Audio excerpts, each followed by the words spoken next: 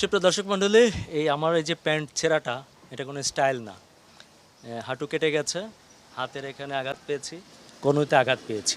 আজকে এসেছিলাম নারায়ণগঞ্জের আঞ্চলিক পাসপোর্ট অফিসে, যেখানে একটা দুর্নীতির আখড়া। এর প্রত্যেক পরতে পরতে দুর্নীতি। এখানে আপনি এমন কিছু নাই যা হবে না। আপনি যেভাবে চান, যখন চান, রাত বিরাত 24 ঘন্টায় পাসপোর্ট করতে পারবেন, ডেলিভারি নিতে পারবেন, শুধু পয়সা হলেই।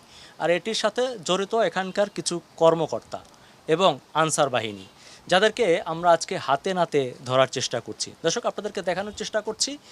এ হচ্ছে জোনাল পাসপোর্ট অফিস। আপনারা দেখতে পাচ্ছেন, আমি কাউকে না জানিয়ে হিডেন ক্যামেরায় তাদের কাছে গেটে যাই এবং সেখানে যাওয়ার পর একজন আনসার সদস্য আমাকে খুব সাদরে গ্রহণ করেন এবং তার কাছে আমি বলি যে আমি একটু পাসপোর্ট করতে চাই। তো আমাকে জিজ্ঞেস করলো, আপনি কি রিনিউ করবেন না নতুন পাসপোর্ট? আমি বললাম যে নতুন পাসপোর্ট, আমার কোনো পাসপোর্ট নাই।